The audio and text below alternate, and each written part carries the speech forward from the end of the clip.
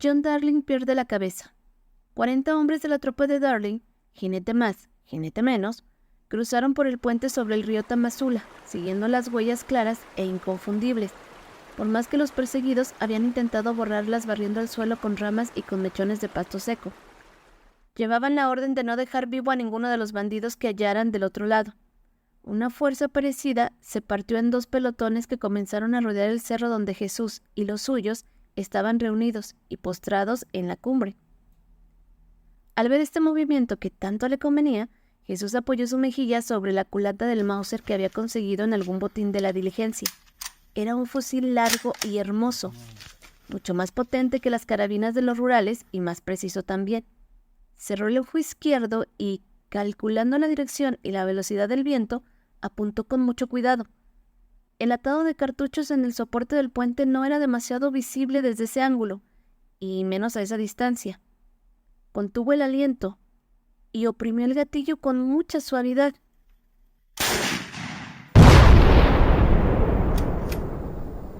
Apenas pudo percibirse la detonación del Mauser, apagada por el trueno de la dinamita que hizo volar por los aires los apoyos del puente y lo echó al río en astillas.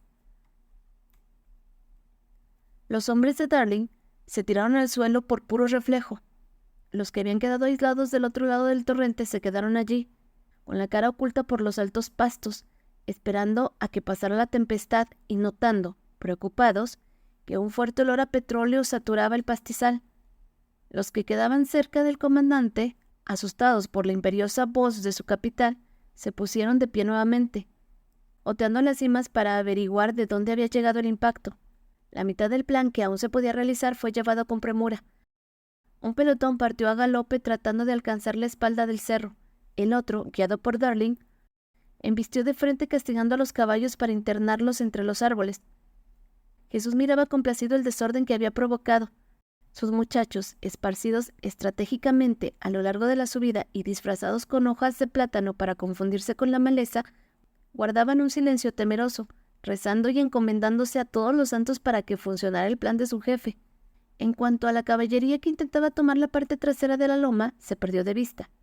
Jesús, sin ninguna prisa, cortó cartucho y apuntó a un nuevo blanco, más o menos por donde acababa de pasar el último caballo de sus oponentes. Disparó, y una nueva detonación retumbó en el aire, seguida de un barrunto fenomenal, provocado cuando una buena parte del cerro se derrumbó sobre la vereda paralela al curso del río, dejándola inutilizable.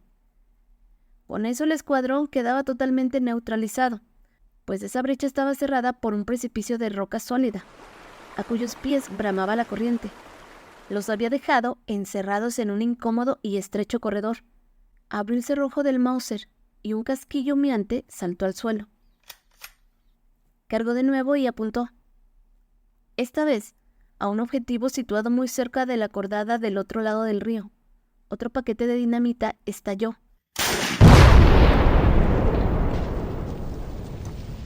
Y el pasto, empapado de petróleo, ardía como una tea. Los hombres, despavoridos, fueron perdiendo terreno ante el fuego hasta que no les quedó otro remedio que saltar a la corriente. Darling bramaba de ira y echaba espuma por la boca, pero no perdía la determinación de acabar con sus enemigos. Maltrataron a sus pobres caballos hasta que la pendiente se hizo tan inclinada que uno no podía subir más. Entonces desmontaron y siguieron a pie. Cuentan quienes estuvieron allí que para esas alturas los rinches ya no querían queso, sino salir de la ratonera. Dicen que uno de ellos dio francamente la media vuelta y emprendió la fuga, pero fue detenido en seco por una bala que se le incrustó en la espalda. Una bala disparada por su propio capitán, quien no estaba dispuesto a tolerar cobardías en un momento tan difícil. Ningún otro intentó huir, pero los rurales se iban quedando cada vez más rezagados y empezaban a dudar de que aquello fuera buena idea. La superioridad numérica de los perseguidores no significaba nada en la posición que se encontraban, sobre todo cuando de entre la espesura empezaron a sonar disparos. Y los hombres de Darling fueron cayendo heridos o muertos, sin atinar a distinguir quién les tiraba. En ese punto todo se volvió confusión y una loca huida. Jesús, que desde lo alto de la cuesta había tenido suficiente tiempo para estudiar a su oponente, había reconocido al capitán que lo quería difunto, y con un furioso grito de guerra se lanzó a enfrentarse personalmente con él. Al ver la confusión en que caían las tropas, Darling pasó de la ira al pánico y corrió cuesta abajo hasta parapetarse tras un tronco caído, esperando desde allí hacer resistencia al joven que se las había tomado con él ya de manera personal, y que ahora bajaba entre las balas sin que ninguna lo tocara, como quien anda de paseo por la alameda. Tratando de controlar el aliento, Darling le gritó en su pésimo español que se rindiera, que le daría una oportunidad de entregarse vivo. Por toda respuesta, Jesús, de pie a unos 300 metros cuesta arriba, hizo un disparo que le arrancó unos trozos de corteza al árbol donde Darling se escondía. Justo a unos centímetros de su rubia cabeza. El americano pensó que quizás tenía una oportunidad y apoyó la boca del Winchester sobre el tronco muerto sin explicarse por qué el otro no se tiraba al suelo o trataba de guarecerse. No iba a correr. O quería que lo mataran o confiaba demasiado en su buena suerte. Estaba esperando que le disparara y no lo iba a decepcionar. Apuntando con todo el cuidado del que era capaz, hizo fuego. Pero el tiro salió cargado hacia la derecha y solo sacudió unas ramitas de un arbusto detrás del bandido. Volvió a disparar. De nuevo sin suerte. Disparó y disparó hasta que se agotaron sus municiones.